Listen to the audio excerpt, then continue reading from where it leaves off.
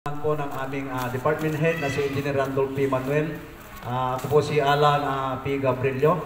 Ako po yung officer in charge sa may materials recovery facility po natin sa may Barangay Bansal. Ano po?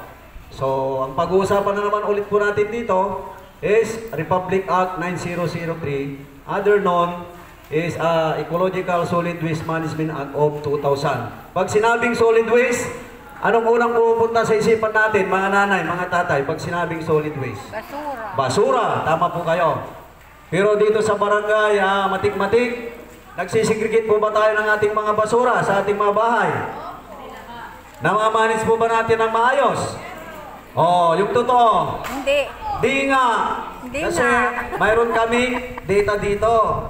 Yung volume collected dito sa barangay Matik-Matik. Bago kumpisahan, gusto ko munang i-update kayo ano po, from January to September, calendar year 2025. So ito po yung babayaran ng ating barangay sa munisipyo. Oh, sinasabi nyo, nagsisegregate kayo, pero base dito sa datos, sa data namin, ay napakalaki po. Third quarter pa lang po tayo, from January to September, is amounting 206,142 pesos na po. Oh, sabi nyo, nagsisegregate kayo, mga nanay, mga tatay. Oh, bakit hindi mag-reflect dito sa data namin? Oh, maaring ganun na rin, ano po? Pero dapat, pag sinabing solid waste, no segregation, no collection policy tayo, ano po? Kasi, mapupunta lang yung era, yung iba doon sa Economic Development Fund na 20% ng barangay, dito lang sa solid waste. So, napaka-importante yung role ng ating mga community, kayo, yung mga household, ano po? Kaya dapat, ugaliin po natin, doon pa lang sa ating bahay, namamanis na natin ng maigi yung ating mga basura. O, ito. Noong January, nakakulikta kami dito ng 29.04 tons ng basura, amounting 24,684 pesos. Oh, kita nyo yan? Napakalaki, di ba? Oh, noong February naman, 33.21 tons, amounting 20,228 and 50 centavos. Oh, noong March, 21,207 and 50 centavos. Noong April, 29,631 pesos. Noong May, 29,000 ulit, 656.50. Noong June, bagyang bumaba noong June, 13,787 pesos.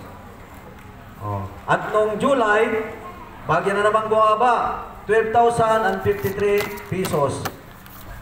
Tapos noong 8, noong August, lumobo bigla.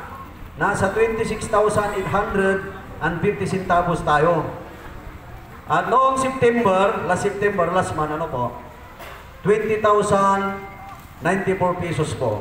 So, ibig sabihin, mga nanay, mga tatay, sa bahay pa lang, hindi natin namamanage ang ating mga basura. Oh.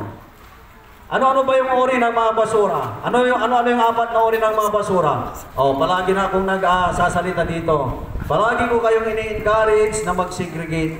Kasi, ang maapektuhan dyan, yung budget ng inyong barangay, ng ating barangay. Oh, baka pagdating ng last quarter, abot pa yan ng almost 300,000. Huwag naman po sana.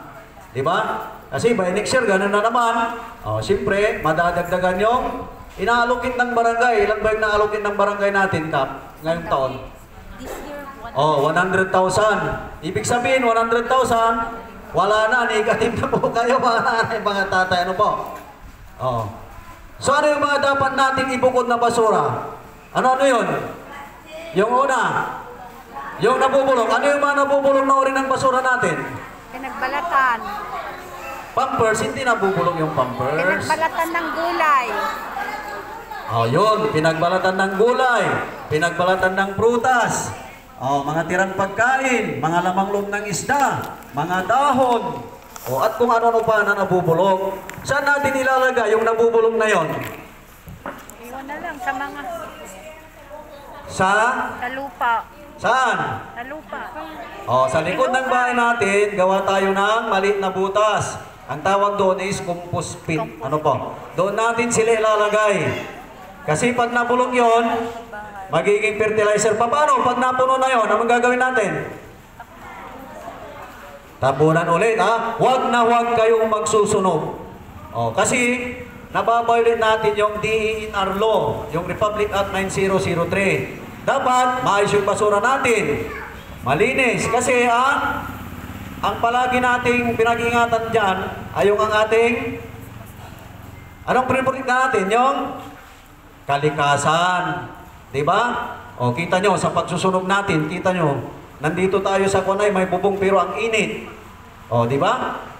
Kasi ang tao walang pakundangan. Walang pakialam. Kaya ito yung epekto ngayon. Sobrang init. Kasi ang nipis na ng ozone layer natin. Babalik tayo doon sa basura. Ano pa yung isang uri ng basura? Ano yung di nabubulok? Yung residual, ano po? Yun yung kukolektin sana ng munisipyo. Yung residual, ano mga yun? Plastic, sachet ng shampoo, mga tissue napkin, diaper, styrofoam plate, styrofoam, mga ganyan, ano po? Yun lang sana ang ilagay natin dyan sa harap ng bahay. Pagka-koleksyon din namin, anong araw kami nangulikta dito? Sabado ba? Ay, Friday, Yun yung kukuliktahin namin. Ngayon naman, yung nare-recyclo, yung recyclable na tinatawag, yung mga bote, lata, dyaryo, itabi na lang ninyo, ilagay sa sako, at ibinta sa junk shop. Palagi kong sinasabi sa inyo yan, mga nanay, mga tatay. Hindi magkakaila yung data na nandyan na dala ko. Kasi yun yung actual. Kasi pagdating doon sa akin, pinapasukat ko yan, kinocompute ko na kaagad.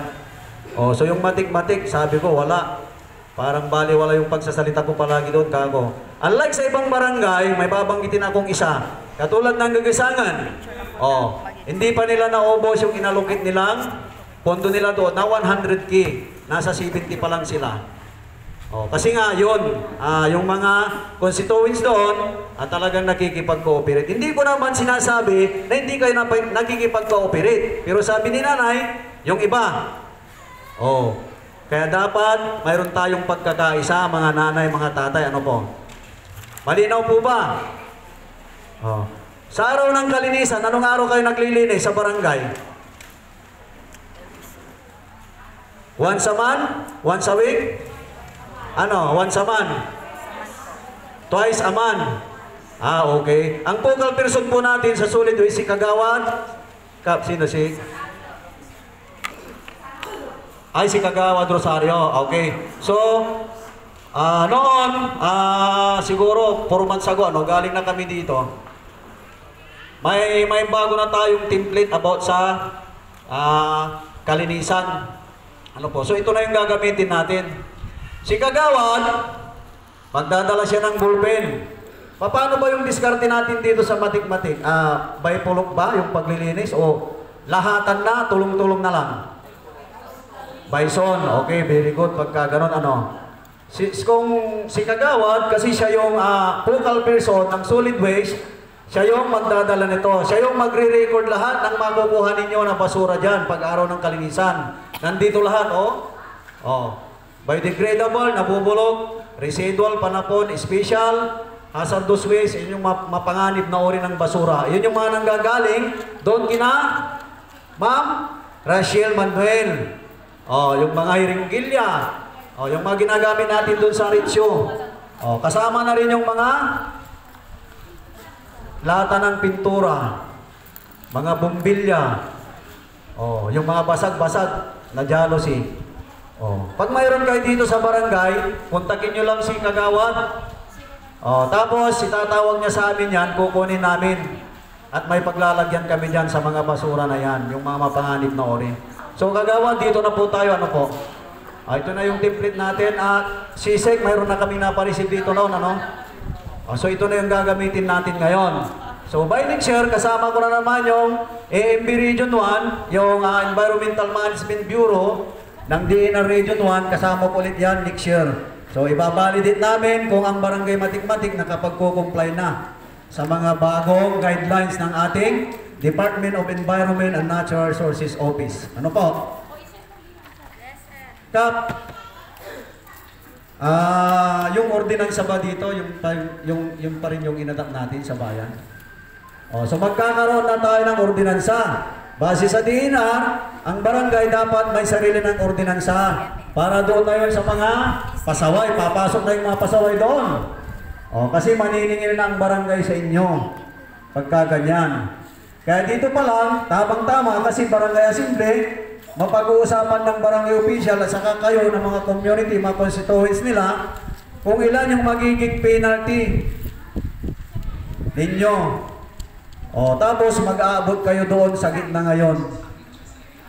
Kung maaari, wala na yung community service, penalty na kagad, may fine na, may multa na kagad, ano po?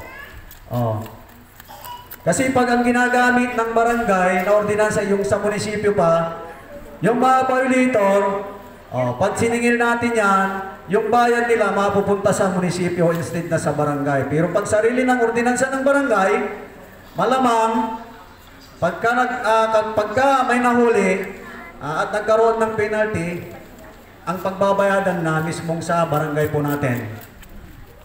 So may mga katanungan po ba kayo about solid waste? Diyan sa likod. Mayroon po. So malinaw na po lahat. Dito sa left side, mayroon po. So dapat na, mga tatay, mga nanay, palagi kong sinasabi, napakahalaga po ng pagsisegregate po natin ng basura. Kasi hindi natin masabi, by next year, lulubo pa ng lulubo yan, lulubo pa ng lulubo. Wala, kawawa na yung barangay official natin. Wala nang maibigay na ayuda. Sa basura na lang mapupunta. Diba? Tama, mali? Magtanong kayo si Rin para nandito pa masagot ko kasi pupunta na ako ng Alibago. Doon sa compost pit.